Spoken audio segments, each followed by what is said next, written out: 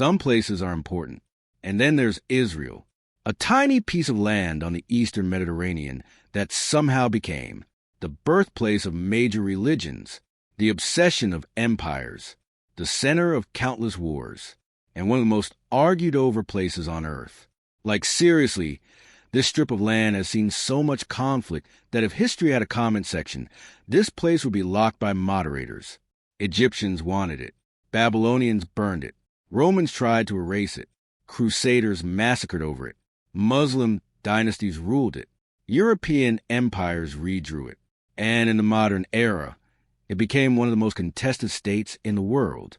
So how did we get here? Well, to understand Israel, you have to understand one big thing. This is not just the story of a country. It's the story of a land, a people, a faith, an exile, a return, and a conflict that just refuses to stay in the past. So buckle up, because we're about to speedrun thousands of years of history, which means, yes, this will be simplified. A lot. But when your timeline includes prophets, pharaohs, empires, crusades, colonialism, world wars, terrorism, diplomacy, and nuclear tension, you kind of have to move fast. Let's begin. Before there was Israel, there was Canaan. This region sat on the eastern coast of the Mediterranean in what historians call the Levant. And geographically, it was basically the ancient world's most inconveniently valuable location. To the south, Egypt. To the east, Mesopotamia. To the north, Anatolia and Syria. To the west, the Mediterranean Sea. So if the ancient world was one giant trade server, Canaan was a place where everybody's caravans lagged into each other. And that made it rich. It also made it a magnet for invasion. People had already been living there since prehistoric times. Cities like Jericho were around so early that calling them old feels disrespectful. Jericho is one of the oldest continuously inhabited cities in the world. We are talking about a city so ancient it makes London look like early access. Over time, the Canaanites emerged and built city-states like Jericho and Megiddo. They traded with Egypt and Mesopotamia, borrowed from neighboring cultures, and worshipped many gods like pretty much everyone else in the ancient Near East. So far, pretty standard Bronze Age stuff.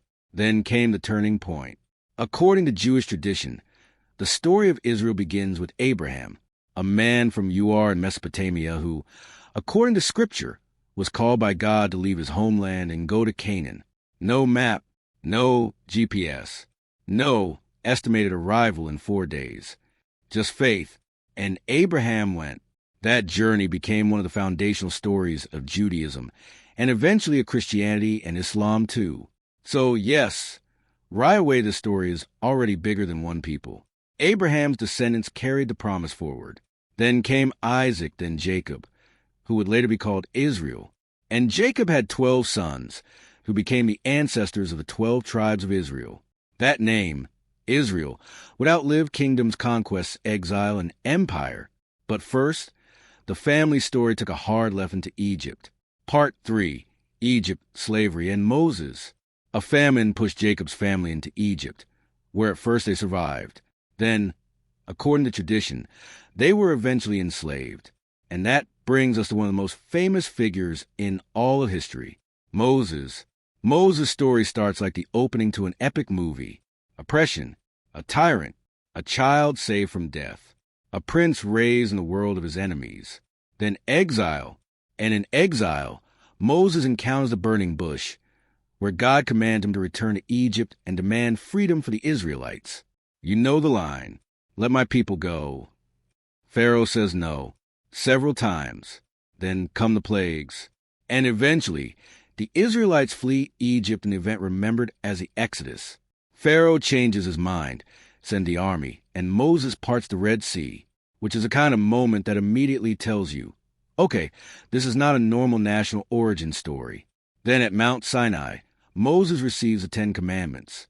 And this is important, because Israel is not just becoming a people with shared ancestry. It is becoming a people with a shared law, faith, and covenant. That combination is going to matter for the next 3,000 years. Moses leads them to the desert, but he dies before entering the promised land. That part falls to Joshua. And Joshua is not arriving for a peaceful real estate handover. He is arriving for conquest. Part 4, Joshua, the judges, and a very messy start. Under Joshua, the Israelites enter Canaan, and very quickly discover one small problem. People are already living there, so settlement becomes war. Cities like Jericho fall, and the Israelites establish themselves in the land. But unity doesn't last. Instead, the tribes of Israel spend generations in the era of the judges. Now, judges sounds calm, like paperwork, like a courthouse. It was not. These judges were military leaders, prophets, and emergency problem solvers who rose up whenever things went off the rails, which was often. The whole period basically runs on one repeating cycle. People stay faithful, then they mess up, then enemies attack, then a leader appears, then things calm down, then they mess up again. So spiritually and politically, this era was kind of like repeatedly ignoring every warning light on your dashboard and then acting surprised when the engine explodes. Eventually, the tribes decide they need something more stable, something stronger, something with one ruler. And so begins the Age of Kings. The first king was Saul. He unified the tribes mainly because external threats, especially Philistines, were becoming too serious to ignore. The Philistines were organized, dangerous, and militarily formidable. Saul helped build the first true Israelite state. But the king who would become legendary was David. Yes, that David, the shepherd boy who took down Goliath with a sling. Now, whether every detail of that story is literal history is debated, but culturally, it's massive because the symbolism is unforgettable. Small, underestimated, outgunned, and still victorious. David rises, Saul falls, and David becomes king. He captures Jerusalem and makes it the capital. That decision changed history forever, because Jerusalem will become one of the most important cities on earth. Under David, the kingdom expands and centralizes. Under his son Solomon, it reaches its peak. And Solomon's most famous achievement is the construction of the first temple in Jerusalem. The temple becomes the spiritual heart of Israel. It houses the Ark of the Covenant and represents the union of kingship, land, and faith. But Solomon's reign also comes with a cost. Massive building projects, heavy taxes, forced labor. Basically, the ancient version of the economy looks great on paper, but everyone hates how you're paying for it. And after Solomon dies, the kingdom breaks apart. After Solomon, Israel splits into two rival kingdoms, the kingdom of Israel in the north and the kingdom of Judah in the south. Same roots, same religion, now separate states. And that division weakens both, which is exactly the kind of thing nearby empires love to see. In 722 BC, the Assyrians conquer the northern kingdom of Israel after siege. Large numbers of people are deported. These become the famous lost tribes of Israel. Then the southern kingdom, Judah, survives a bit longer, but not forever. In 586 BC, the Babylonians under Nebuchadnezzar capture Jerusalem, destroy the first temple, and exile many Jews to Babylon. This is one of the deepest traumas in Jewish history. The capital is gone. The temple is gone. The kingdom is gone. The people are displaced. At this point, a lot of ancient peoples would have simply disappeared into history. But the Jews did not. And that right there is one of the most important themes in the entire story of Israel.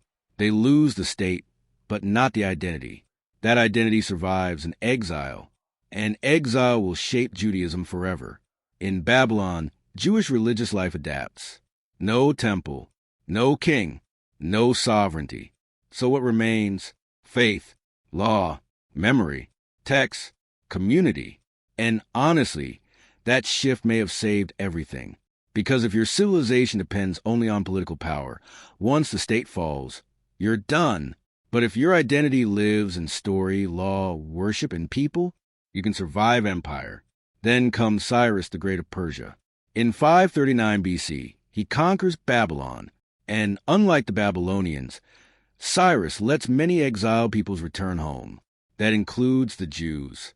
So after nearly 50 years in exile, Jews return to Jerusalem and begin rebuilding.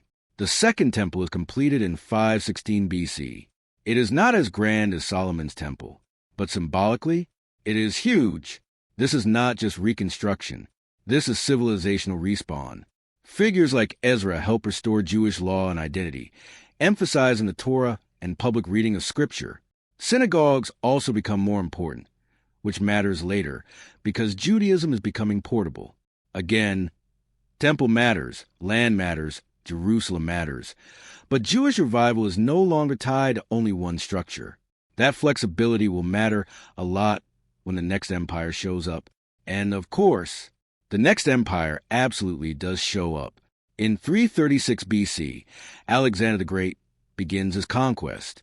And when Alexander moves, history does not walk behind him. It sprints. His victories smashed the Persian Empire and spread Greek culture across the eastern Mediterranean and Near East. After his death, his empire is divided, and Judea ends up under Hellenistic rulers. Now Greek influence brought language, philosophy, cities, art, and trade. Some Jews adapted to it. Others saw it as a threat. And eventually that tension exploded. Under the Seleucid ruler Antiochus IV, Jewish religious practices were banned, and the temple in Jerusalem was desecrated. That was the breaking point. A priest named Mattathias refuses to submit, kills a collaborator and an official, and sparks a revolt. After his death, leadership passes to his son Judah Maccabee. Judah becomes a hammer. Literally, that's what Maccabee evokes. He leads a guerrilla war against a stronger empire and eventually retakes Jerusalem. The temple is rededicated. That victory is remembered in Hanukkah. For a time, Jewish rule returns under the Hasmonean dynasty. This is one of those rare moments when the story swings back from survival to sovereignty. But then internal conflict enters the chat. Again, and guess who notices? Rome. Because if there's one thing Rome loved, it was arriving in a place already having a civil war and going, wow, this looks like my problem now. By the 1st century BC, Roman power reaches Judea. Jewish rulers fight each other. Roman generals intervene. And soon Judea becomes a Roman client kingdom.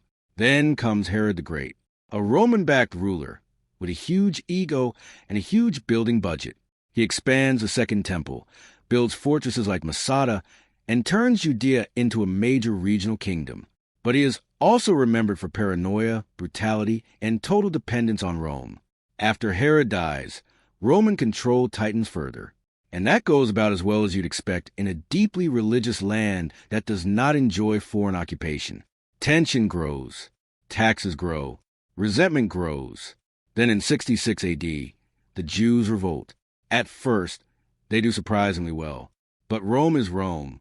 And when Rome comes back seriously, it comes back like a wrecking ball wearing armor.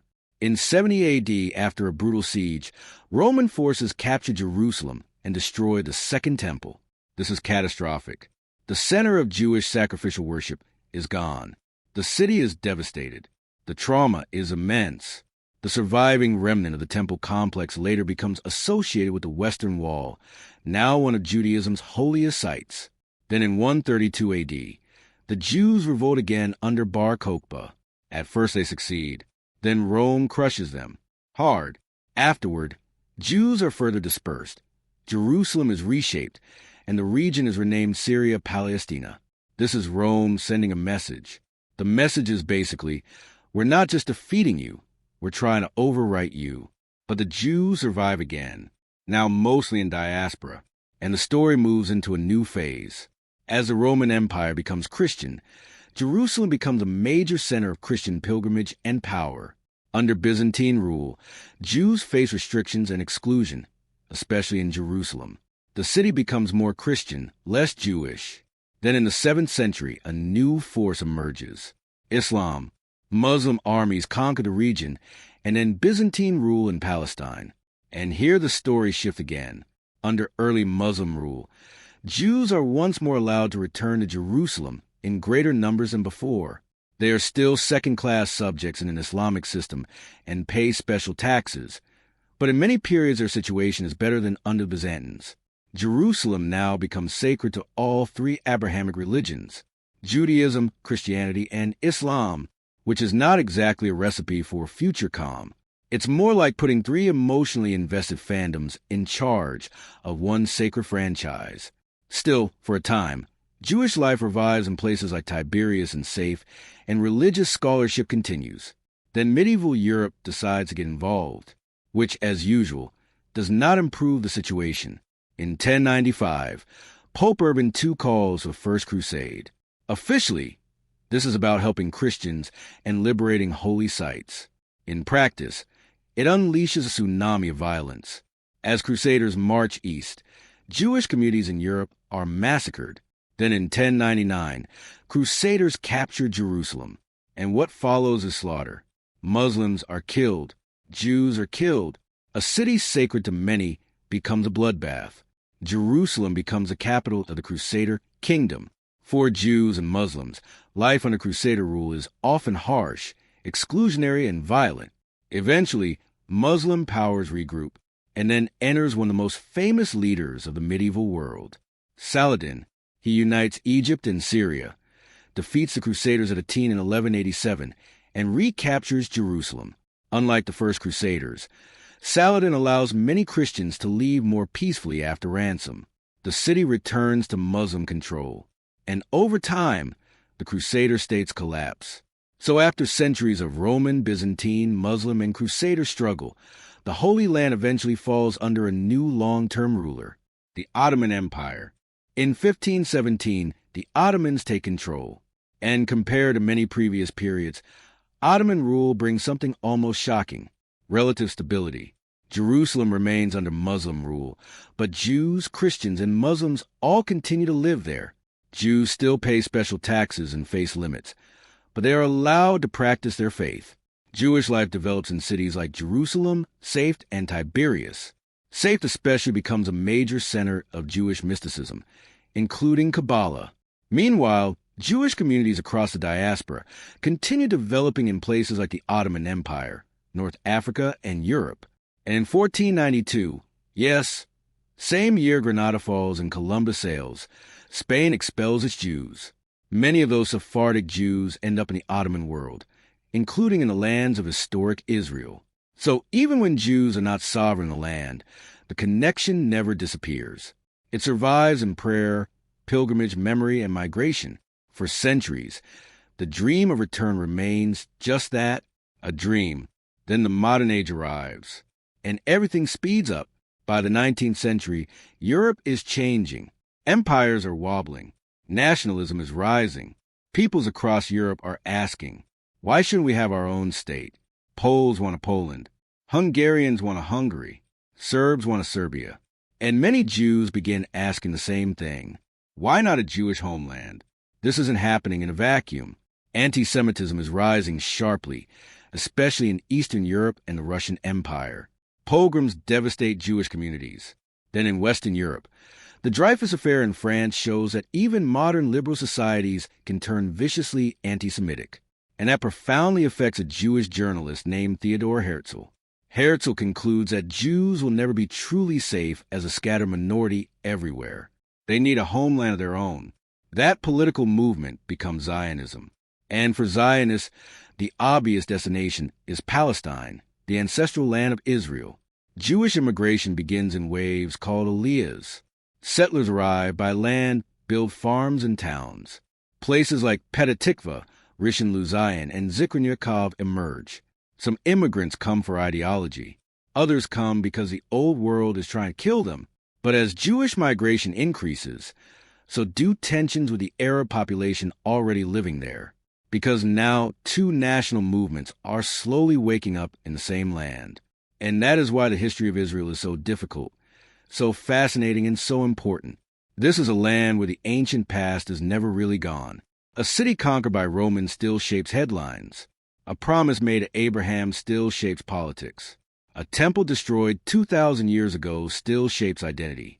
A war from 1948 still shapes millions of lives today. Israel's history is a story of astonishing resilience, but it is also a story of unresolved conflict, of survival and of suffering, of return and of displacement, of faith and of power, of memory and of war. If you enjoy History Explained like this, hit subscribe, because this story only gets crazier. Watch out for part 2.